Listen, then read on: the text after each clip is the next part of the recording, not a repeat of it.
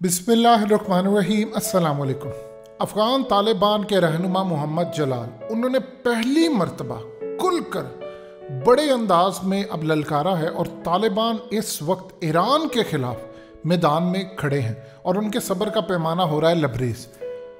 Iran के president ने, आप जानते हैं कि SCO के अंदर वो लोग गए और उन्होंने वहाँ पर जाकर एक ही बात की कि तालिबान को तमाम मकतबा फ़िक्र को शामिल करना चाहिए, इस हुकूमत के अंदर लेकर आना चाहिए। यानी पूरी तरह वो एक ही बात रिपीट करते रहे, नहीं हुकूमत आनी चाहिए, दूसरे यानी ईरान के मसलक वाले लोग भी आने चाहिए।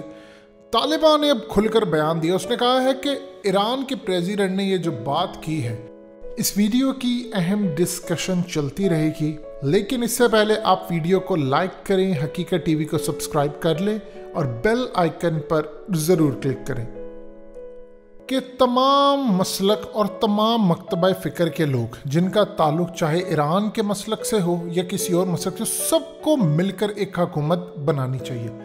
और बार बार जोर दिया, आप जानते हैं SCO के अंदर क्या बार बार वो कहते रहे।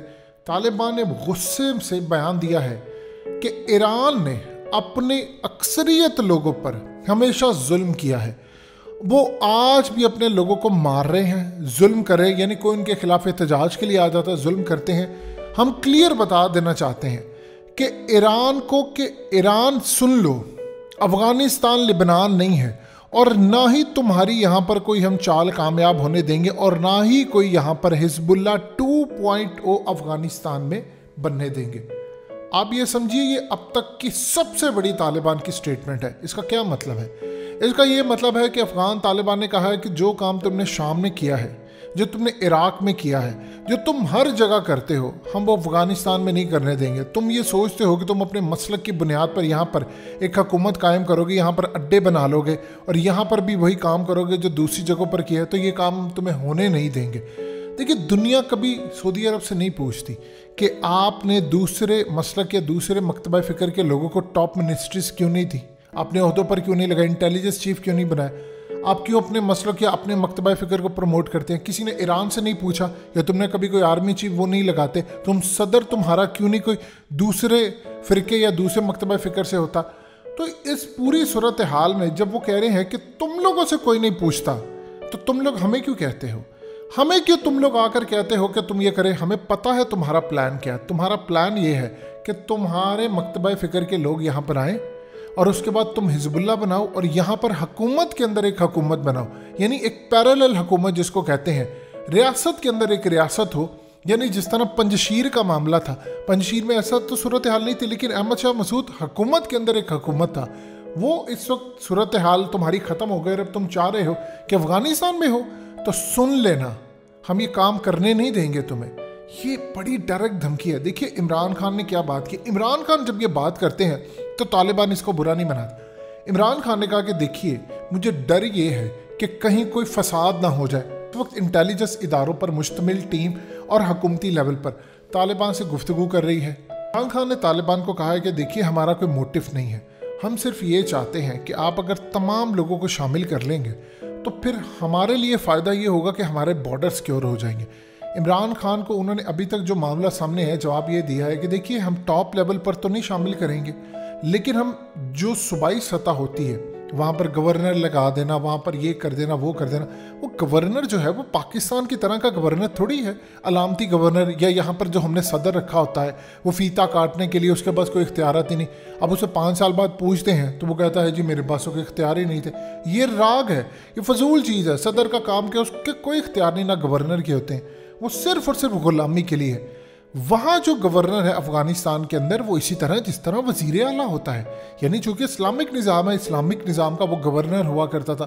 तो यहाँ पर जो सूरत हाल है वो एग्जैक्टली वो है। अब इमरान खान ने जब उनको कहा तो उन्होंने कहा कि देखिए, सूबाई सतह पर हम लेकर आ रहे हैं, हम सबको शामिल करें, लेकिन मरकज़ी सतह पर जो हमारी पॉलिसी है वो रहेगी। दूसरी बात यह है कि हमारे होते हुए माइनॉरिटीज़ हो, कोई फलाना हो, हम सबको मुसलमान समझते हैं, किसी को कोई मसला नहीं होगा।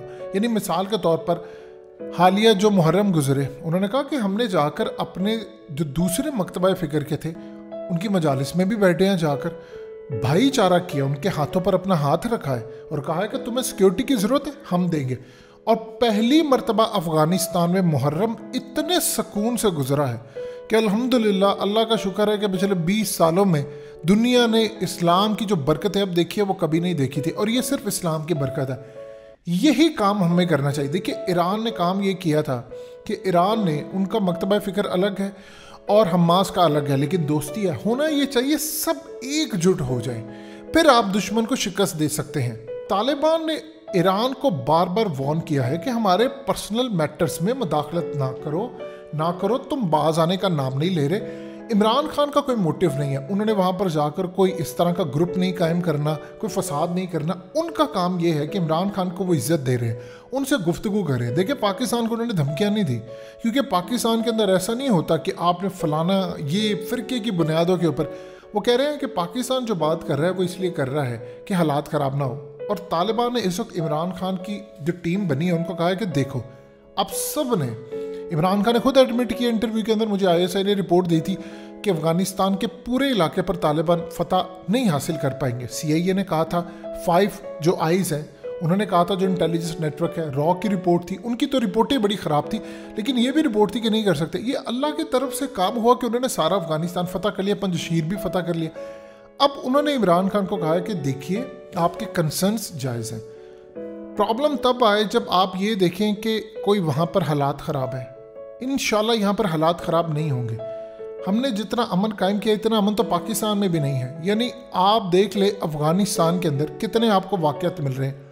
इक्का तुक्का वाक़या था, किसी ने कोई टायर चोरी कर लिया, वहाँ पर लोग खौफ ज़्यादा, उनको पता तालिबान ने छोड़ना नहीं।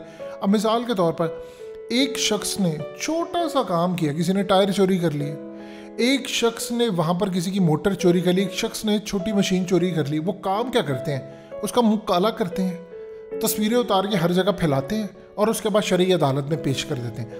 अब असल में वो फॉलो कर रहे हैं हजूर पाक सल्लल्लाहु अलैहि वसल्लम के अहकामात और हज़रत उमर फारूक के दौर के अंदर जो ख़ास तौर पर कमाल तरीके की, यानी आप सोच भी नहीं सकते, दुनिया के अंदर आपने अगर सही मायनों में हुक्मरानी देखनी है तो आप हज़रत उमर फारूक रज़ी अल्लाह ताला अन्हु के दौर की देखें। दुनिया ने ऐसा हुक्मरान शायद ही कभी देखा हो, यानी आपको कोई मिसाल नहीं मिलती। इतने कमाल, अदल, इंसाफ और रूहानियत मिराज थी।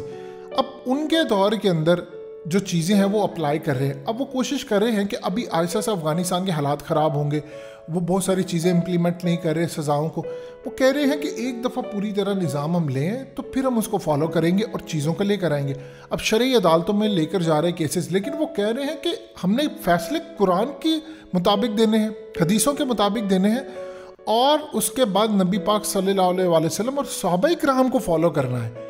जो खुलफा राशिदीन ने किया था, हमने उनको मॉडल को फॉलो करना है। तो ये असल में सूरत हाल है कि उन्होंने क्लियरली कह दिया है कि तुम्हारी यहाँ पर गुंजाइश नहीं है, ये जो तुम हरकतें करते फिर रहे हो इनसे बाज आ जाओ, क्योंकि हम अफ़गानिस्तान को लिबनान या तुम्हारी प्रॉक्सी नहीं बनने देंगे। अगर तुम्हें ये बात समझ नहीं आती तो समझ लो। देखिए, नई हुकूमत ने आकर बड़े महाज इस वक्त खोले हैं। इब्राहिम रईसी को ये बात समझनी चाहिए कि तालिबान के होते हुए आप अफ़गानिस्तान में वो काम नहीं कर सकते जो आपने लिबनान में, शाम में या किसी और जगह किया है। हकीकत टीवी को सब्सक्राइब करना मत भूलें, वीडियो को लाइक करें, शेयर करें और कमेंट सेक्शन में अपनी राय का इजहार ज़रूर करें।